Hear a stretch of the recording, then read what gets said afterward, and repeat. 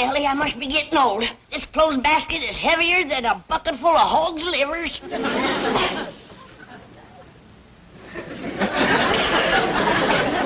Don't touch it. It's haunted. I bet you little Jasper crawled in there to get warm. Who in tarnation is little Jasper?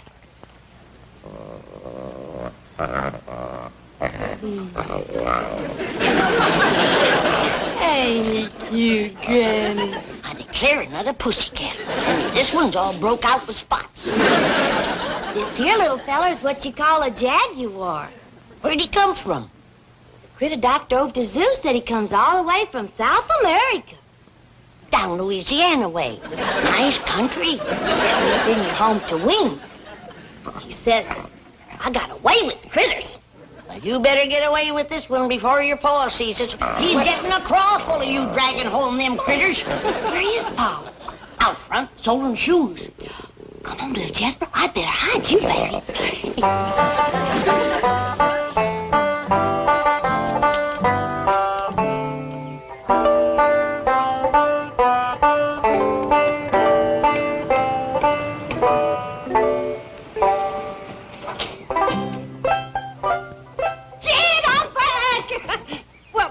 It's me, Pearl. Don't you want to kiss me? Just didn't want to nail us together, Pearl. My doggies, it's good to see you. It's good to be here. I thought I heard Pearl's voice. You old rascal, you're surprised us. How are things back home? Fine as frog's hair. Why didn't you let us know you was coming? We'd met you at the airport. Oh, Daddy spoiled the surprise. Besides, I didn't want to take Jethro out of school, and Mr. Drysdale offered his limousine and livered chauffeur. Thanks a heap. Jed, give the chauffeur a tip. Come on, Pearl. Come inside. Tell me all about it. Oh, just a minute, young feller. Got a tip for you. Thank you, sir. Plant your corn early this year.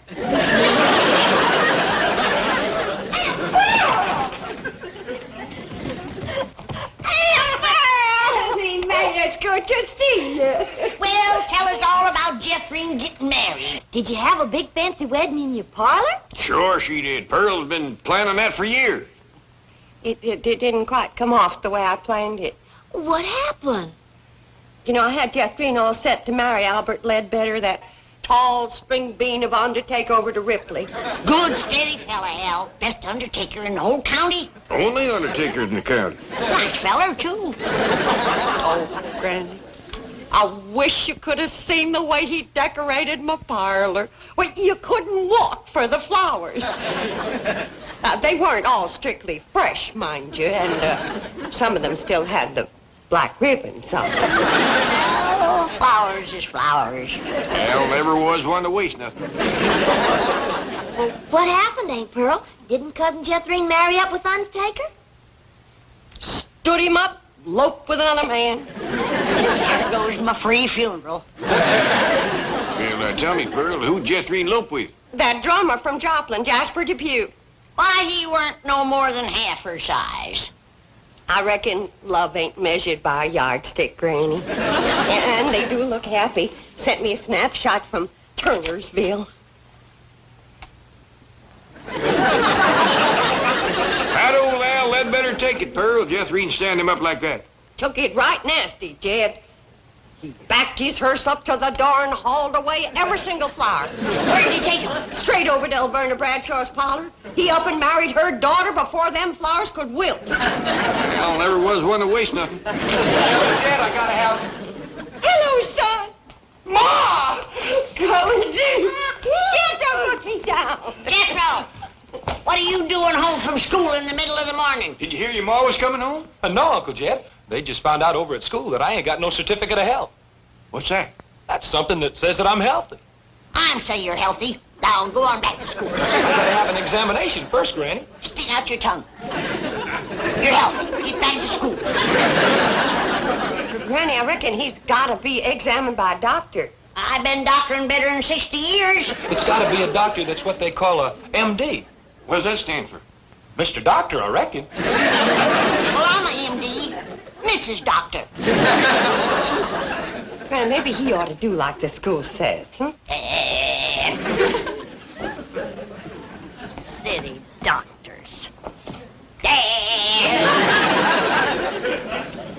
Trouble is, we don't know no doctors.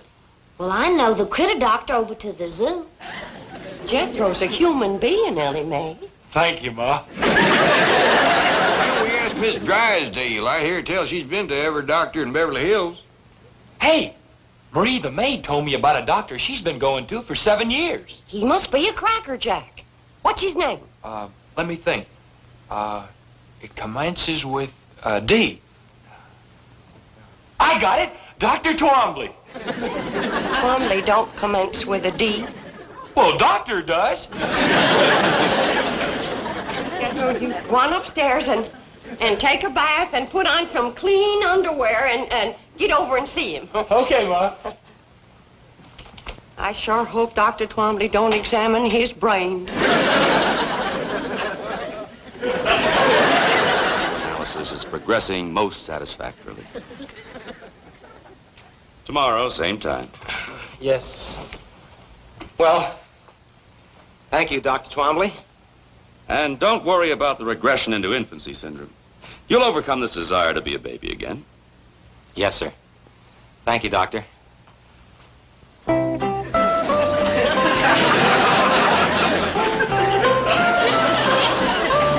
Thank you.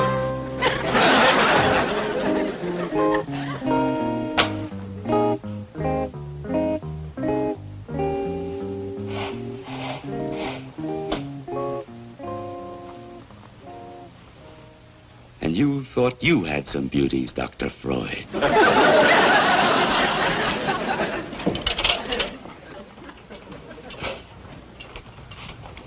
Oh, Doctor, there's one more patient. His name is Jethro Bodine. This is my golf day. You know I don't take patients after 11 o'clock. He was referred by Mrs. Drysdale. Oh, all right. Call Dr. Black and tell him I'll meet him on the golf course at 12:15. Yes, Doctor.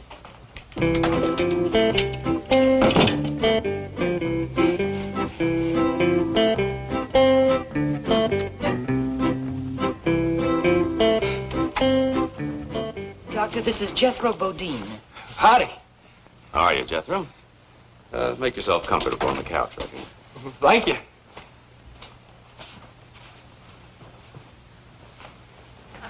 Well, would you like to tell me all about yourself and why you're here? Well, why I'm here is that I can't go to school till I get examined by you. Just lie back and relax. Well, thank you. Now, suppose you tell me about this problem you're having at school. Well, my biggest problem is staying awake while the teacher's talking. Well, that might be nothing more than a benign subconscious rejection of authority represented by the teacher. It doesn't mean that you necessarily lack interest or capability or intelligence. Above all, you mustn't let this cause you any distress. Together, we will probe into the underlying causations and...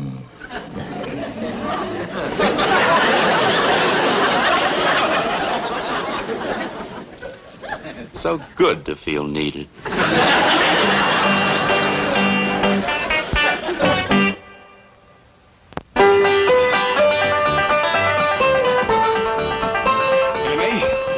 Little critter just scared the living daylights out of your Aunt Pearl. Now, something tells me it just might be yours. I'm awful sorry, Paul. I plumb forgot I hid him in Aunt Pearl's dresser drawer. He just loves to get in betwixt clothes and snooze. Give me a terrible start, Elly. I thought it was a fur muffin. Started to stick my hand in and he bit right down on it. Oh, I let out a yell, I can tell you. I heard you clean down to the cement pond. You're yodeling better than ever. Granny, I reckon a ornery critter like this ought to be outside instead of in the house scaring folks. Oh, leave her, stagehead. I'm commencing to like her yodeling. Oh, Granny. Has anybody heard anything of Jethro? He's been at that doctor for a good spell now. Ah, rest easy, Pearl. There's a lot of boy there to examine. Now, Jethro, during your few waking moments, you have managed to tell me that your mother's a widow. Oh, yes, sir. I'd like you to tell me all about your mother. I'm very interested in her. Don't blame you. She's pretty. That's fine. Now then, Jethro, what's your relationship to your mother? I'm her son. Yes, I know that. But how do you feel about her? Do you like her? Oh, I sure do. She's a dandy, huh? Does she ever give you hostile emotions or aggressive tendencies? Well, she would if I asked her for 'em. Yes, well, suppose we talk about your father. Do you remember him? Oh, yes, sir. He used to take me hunting. Taught me how to shoot with a rifle when I was just a little feller. Oh, you were good buddies when he was alive. Oh, yes, sir. Did you miss him? I never shot at him. Well, suppose you tell me about the rest of your family. Do you have any brothers? No, sir. But I got a sister that's got one. Well, that would be you, Jethro. No, sir. Her name is Jethro. Why don't you go back to sleep for a while? Oh, Granny, wait till you see what all's in here. Every last thing you asked me to bring back from the hills. Oh, bless you, Pearl. Coon root. Pearl, you'll never know how I needed this. When you simmer this in slippery elm tea, it is first rate for chills and fever. Dried crawdad tails. Big rascals, too. When they is ground up to powder. You can't beat it for easing headaches, curing warts, and seasoning sauerkraut. Catfish whiskers. Oh. Soap water. Oh. Dogwood bark. Oh. And the skins from 3 full-grown newts caught at midnight under a full moon. You ain't gonna believe this, but you just can't buy these in Beverly Hills. That's a fact, Pearl. Jethro drove me up to 5 big department stores out here, and not one of them had a newt skin. When it comes to charms and potions, you might just as well not commence unless you got the midnight moonlight caught, fully grown newt. Pearl, did you do all this gathering yourself?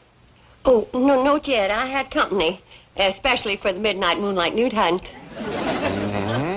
Anybody I know? Oh, 3 of the most marriageable men in the hills.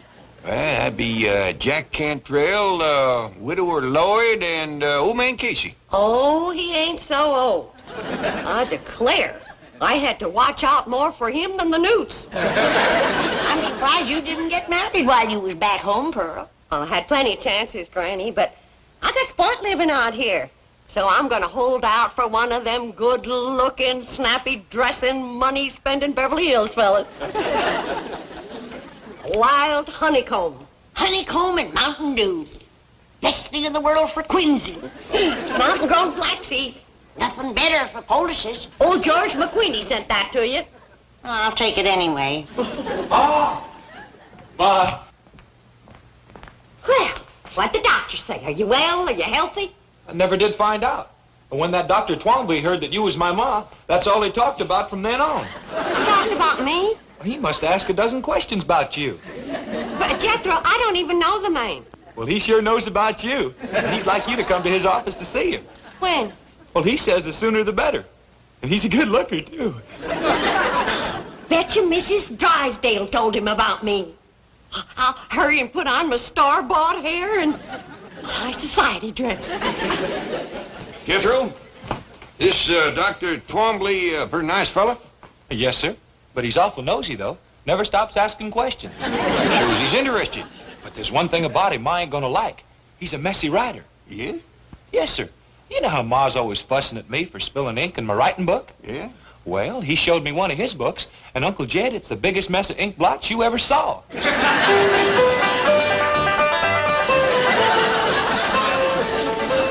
Doggy, Bear, you're prettier than sun up on a Monday morning. Ma, that dress shines like a new tin can. I reckon that's just about the fanciest dress ever.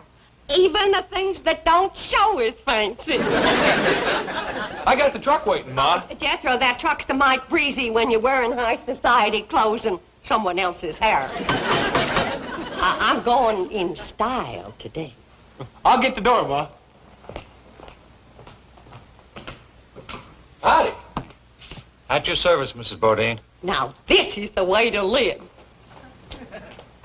Oh, I just hope that doctor's looking out his window when I drive up.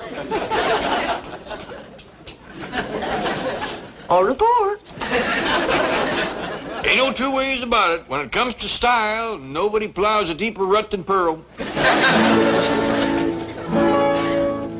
Mrs. Bodine, how nice to see you. I'm Dr. Twombly. Bonjour, s'il vous plaît, I'm sure. You obviously are a more sophisticated woman than I was led to believe. Merci, n'est-ce pas? Excuse me.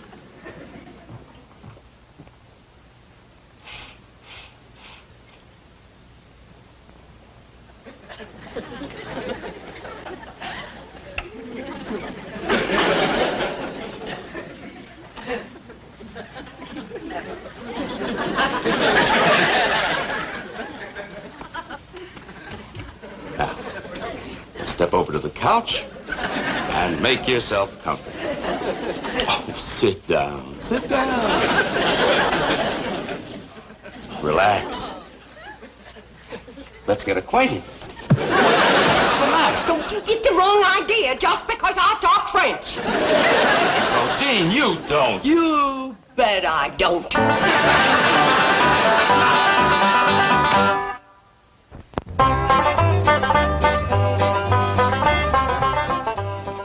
Here you are, Doctor. And I postponed your golf date until 3. Thank you. Dr. Twombly?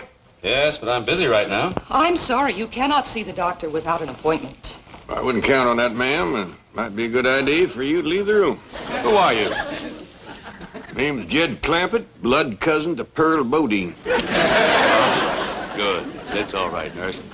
Mr. Clampett, I'm glad to see you. Before I shake your hand, maybe I better speak my piece. By all means.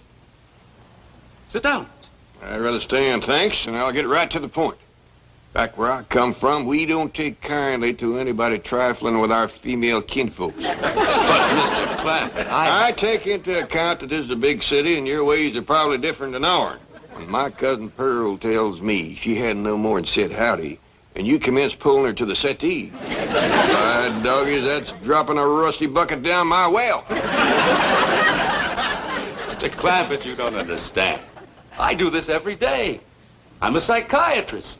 Well, I'd try to get cured of it if I was you. Because you're liable to wind up bad hurt. Let me explain and apologize for the mistaken impression. You can come out the house, explain to Granny, and apologize to Pearl. I'd love to come to your house. I want to meet every member of your family. Well, that'll be fine. But keep a tight hold on your feelings. I reckon Cousin Pearl can look after herself, but I got a daughter, Elly, and I catch you making one move in her direction, you're going to find yourself weighing about 3 bullets heavier. Pearl, drink this sassafras tea. I bolstered it up with a little Mountain Dew. Calm you down. Thank you, Granny. Pearl, I wish you'd wear this thing or put it away. I keep thinking it's one of Elly's critters. A bit ago, I tried to feed it a saucer of milk.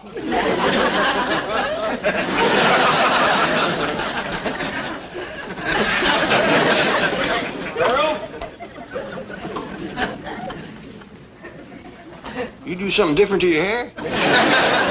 Oh, Pearl, Jethro and me brought that Dr. Twombly home here so he could apologize to you. Oh, I got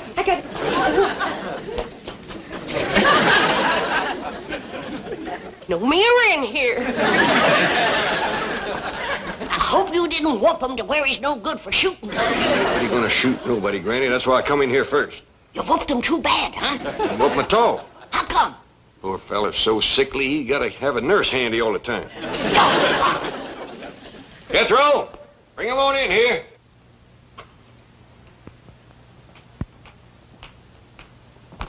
Dr. Twombly, this here's Granny. I'm pleased to meet you, Granny.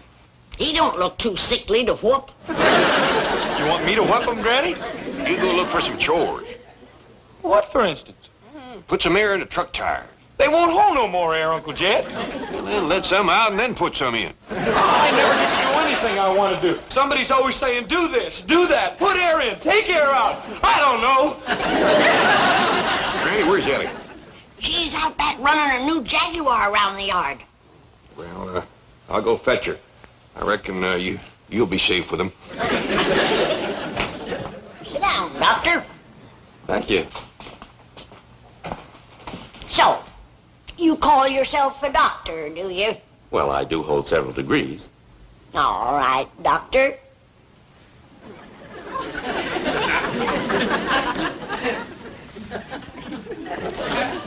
How do you cure warts? Warts? Yeah, warts. Well, dermatology isn't my field, but I assume electrodesiccation is still the preferred method.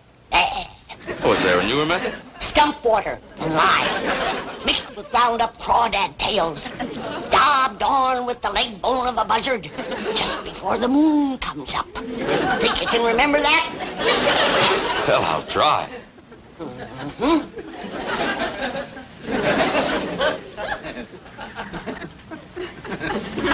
How do you cure quinsy? Quinsy? Tonsillitis. No, that wouldn't cure it. An inflammation of the pharyngeal area. I don't care what you call it, that wouldn't cure quinsy. Quick, what kind of poultice for rising in the ear? Poultice? What's that affinity for? Well, How would you cure the vapors? What about the drowsies? Aching joints, stone bruises, corns, dander, twinges, and proud flesh. These things are outside my field. A doctor goes where he's needed. He don't just stay on his own land. Now, you sit right back down. Remember what I told you. Hey, this here is Dr. Twombly. Howdy. How do you do? Are you the young lady with the new Jaguar? I sure am. You want to see it? Well, yes, I'm an enthusiast myself. Is it in the garage? No, out in the yard. Come on. Now, you sit right there. Elly, bring it in the house. A Jaguar in the house? Is it all right, Pa? Yeah, as long as you don't take it upstairs again.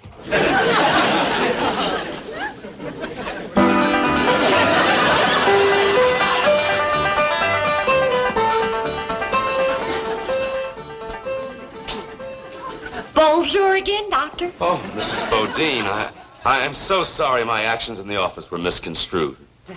They was downright forward, but if you want to court me proper, you can come into the parlor. Dad, looky here.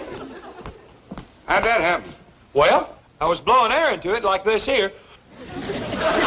When all of a sudden, pow! Jethro, I told you and I told you, use the pump. You always bust the tires when you blow them up by mouth. Okay, Ma. Hey, is he going to be my new daddy? Me? I reckon that's up to him, Jethro. We do have a nice parlor for proper courting. Watch out, Pearl. Here comes Elly and her Jaguar. Oh, goodbye, folks. It's been weird. Doctor, wait. We got a big couch in the parlor. Yes, I suggest you get on it. All of you. I'll send someone over. He run out on me. Hey, Ma, you want me to catch him and tote him back? Let him go. Let him go. But, Granny, it might be my only chance to get a Beverly Hills doctor. Doctor my foot. Unless Elly brings home a 6-foot duck, you ain't never gonna run into a bigger quack.